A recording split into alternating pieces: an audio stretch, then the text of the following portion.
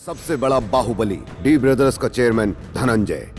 इसकी जिंदगी का एक ही मकसद है, इस शहर का मेयर बनना। ये वो सब धंधे करता है जिनसे आसानी से बहुत सारा पैसा आए, जैसे जमीनों पर कब्जा करना, शराब माफिया, बिल्डिंग्स बनाना। दामोदर और दिवाकर इसके दो भाई हैं। सिर्फ इनका खून ही नहीं बल्कि इनकी शैतानी सोच भी एक जैसी है। हाल ही में हुए कॉर्पोरेशन के इलेक्शन में जीते हुए कॉर्पोरेटर्स को धनंजय ने खरीद लिया है, सिवाय एक के। अब धनंजय के मेयर बनने का सपना सिर्फ उसी के वोट का मोहताज है।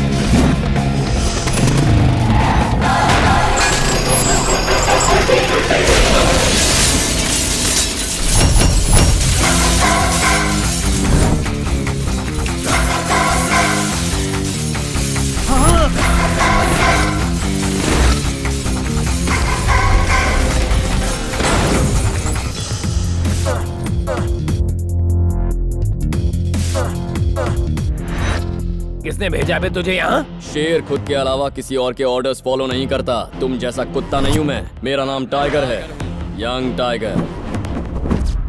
अब शराफत से कॉर्पोरेटर और उनकी फैमिली को मेरे हवाले कर दो, वरना बहुत होऊंगा। ओ अच्छा, वॉशिंग पाउडर का एडवर्टाइजमेंट है क्या? यहाँ पर आके तो हम सबको धोएगा, इसे रगड़ के धो रे। रुको, अगर तुम सबने अपना इंश्योरेंस नहीं करवा रखा है तो बेहतर है मुझसे दूर रहो। टूटे हाथ पाँव का इलाज महंगा होता है। ठीक है, मैं तुम्हें एक ऑफर देता हूँ। किसी टपरी पर चाय पीते हैं, आराम से गप्पे लड़ाएंगे, बिल्कुल दोस्तों की तरह। तुम भी खुश और मैं भी खुश, फिर खुशी खुशी अपने घर जाएंगे। दूसरे ऑप्शन में तुम अपने हाथ पांव मुझसे तुड़वाओगे और फिर मेरे पैर पकड़कर मुझसे जिंदगी की भीख मांगोगे, लेकिन मैं कुछ और ही करूंगा। ऐसा कुछ बोल जो समझ में आए। मैं तुम्हें और ज्यादा मारूंगा।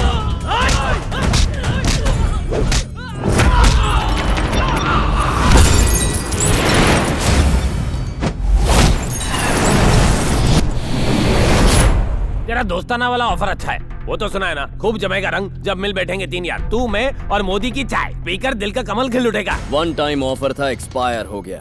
अब तू भी एक्सपायर हो जाएगा। भाई करना पड़ेगा। थर्ड अंपायर 2020 शुरू करो।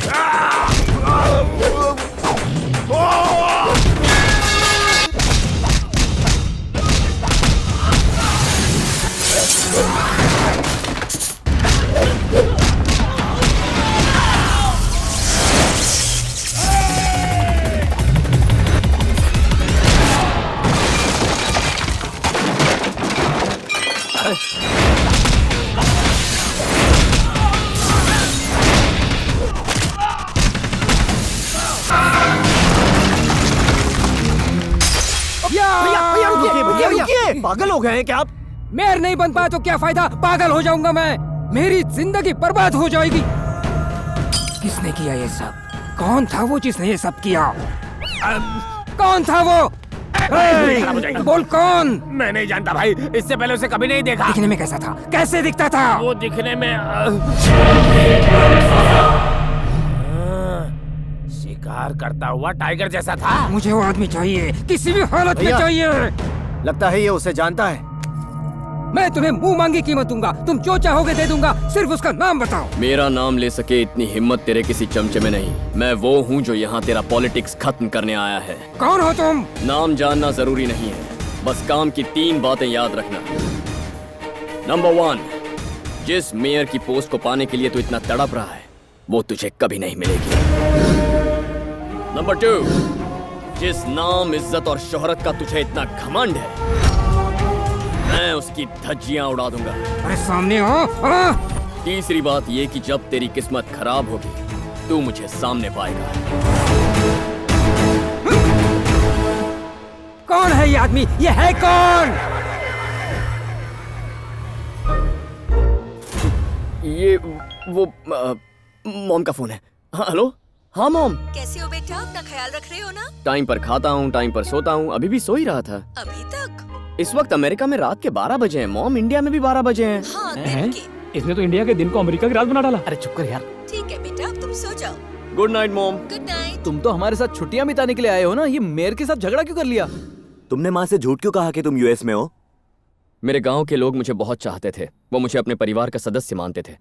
नमस्ते। कैसे हैं आप? ठीक है जी। बेटा वैसे तो हमारी बेटियों के लिए कई रिश्ते आए, लेकिन हमें तुम्हारे फैसले का इंतजार है। ये सब क्या है पापा? सब अपनी बेटियों का रिश्ता लेकर आए हैं। हमने तो कह दिया जो होगा तुम्हारी मर्जी से होगा। तुम्हारे जैसा दामाद पाकर कोई भी अपने आप को भाग्यशाली समझेगा। बेटा तुम हम में से किसी की भी बेटी से शादी के लिए हाँ कहो तो हम सबको बहुत खुशी होगी। अब सब तुम्हारे हाथ में है। मेरे हाथों में नहीं, मेरी माँ के हाथों में। मैंने अपनी माँ से वादा किया है कि इन्हीं की पसंद से शादी करूंगा। बताइए मॉम, इनमें से किसकी बेटी पसंद है?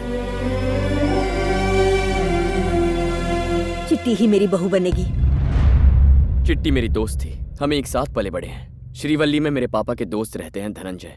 चिट्टी उन्हीं की बेटी है। बचपन में ही मेरी शादी उससे तय हो गई थी। परिवार के सभी लोग इस रिश्ते से बहुत खुश थे।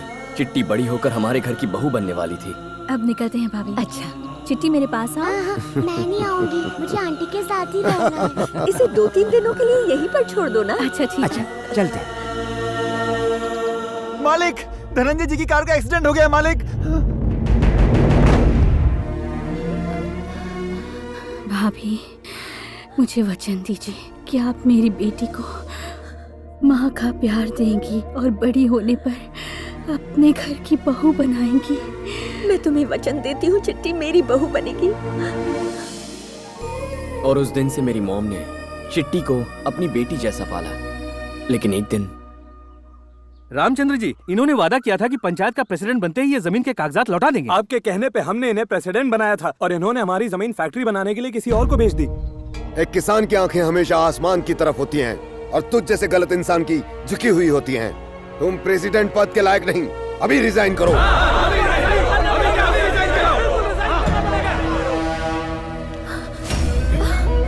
भाई साहब, तुम्हारे पति ने मेरी बेइज्जती करके ठीक नहीं किया है। अब उसे और गांव वालों को दिखाऊंगा ये धनंजय क्या बड़ा है। मैं चिट्टी को अपने घर की बहू मान चुकी थी। पापा, अंकल गांव से क्या चले गए, उन्होंने हमें भुला दिया। चिट्टी की माँ गुजर गई और वो रिश्ता खत्म हो गया। लेकिन मॉम ने आज तक अपना दिया हुआ वादा नहीं भूला है। मॉम के लिए आप ही उनके सब कुछ हैं। आपको भी उनके जज्बात समझने चाहिए। आप लोग मुझे माफ कर दीजिए, मेरे बेटे का रिश्ता पहले से तय हो चुका है।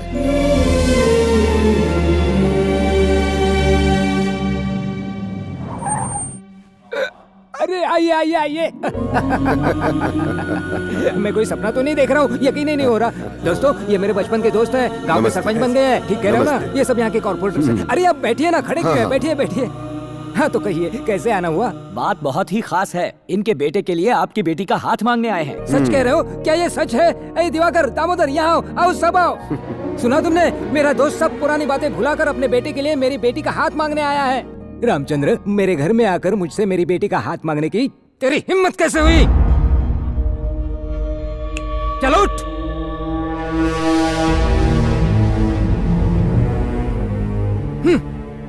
ये क्या रामचंद्र, पहले तो पूरे गांव के सामने मेरी बेइज्जती की और आज यहाँ मुंह उठाकर चले आए। ओ, शायद तुम्हें पता चल गया कि मैं मेयर बनने वाला हूँ, हैं? या फिर मेरी बेशुमार दौलत देखकर भिखारी के मन में लालच पैदा हो गया, हैं? आज मेरा स्टेटस इतना ऊंचा है कि बड़े बड़े करोड़पति और सेलिब्रिटीज सिर्फ मुझसे अपॉइंटमेंट पाने के लिए तरसते हैं, और तू मेरे घर में नौकर बनने के लायक भी नहीं है। तेरे औकात मेरी जूती से भी कम है। धनंजय, जबान संभाल कर बात करो। हाय! मैं तुम्हारे गांव का वो कमजोर धनंजय नहीं हूँ जो तुम्हारी धमकियों से डर जाऊंगा। डी ब्रदर्स का चेयरमैन हूँ और इस शहर का होने वाला मेयर। अब अपना सर झुकाकर चुपचाप यहाँ से निकल जाओ, वरना कुत्तों की तरह भगाऊंगा। उसके अगले ही दिन उनसे झूठ कहकर कि मैं अमेरिका जा रहा हूँ, मैं सीधे यहाँ चला आया अपनी माँ का वचन पूरा करने, मेरे पापा के साथ हुई बेइज्जती का बदला लेने और चिट्टी को घर की बहू बनाने। कार्तिक, अगला प्रोजेक्ट मिलने तक हम लोग भी फ्री हैं। हम तेरे साथ आ सकते हैं, पर हमें करना क्या होगा? धनंजय को अपनी बेटी के स्टेटस का बहुत घमंड है, तो पहले घमंड ही तोड़ेंगे।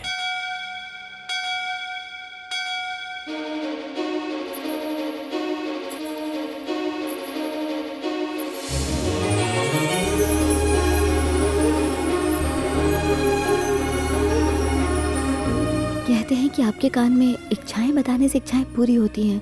मेरे पास भी एक विश है। मैं जिससे प्यार करती हूँ मुझे उसके बारे में कुछ भी नहीं पता। घर वाले मेरे लिए लड़का देख रहे हैं। इससे पहले कि ये लोग मेरी शादी करवाते, मुझे मेरे प्यार से मिलवा दो। दीदी, अंकल ने आपको बुलाया है। दीर्घायुष्यमान। पंडित जी, हाँ? आजकल कुछ भी सही नहीं हो रहा है। मेयर की पोस्ट भैया के हाथों में आते आते रह गई। इसमें आपकी कोई गलती नहीं। एक अशुभ ग्रह आपके भाई की कुंडली में है, जिसकी वजह से ये ग्रहण लगा हुआ है। इनका शिकार तो पक्का है। धनंजय जी, क्या आप अपनी बेटे के लिए लड़का ढूंढ रहे हैं? अमेरिकी बिजनेस में नायडू जी के बेटे के लिए बात चल रही है। एक बार लड़की की उम्र हो जाए तो उसे विदा करना ही ठीक रहता है। कहीं किसी के साथ भाग गई तो आप किसी को मुंह दिखाने लायक नहीं रहेंगे। समझ गई ना? चिट्टी यहाँ एरोबिक्स के क्लासेस के लिए आती है। चल थोड़ी एक्सरसाइज कर ले। ठीक है कार्तिक।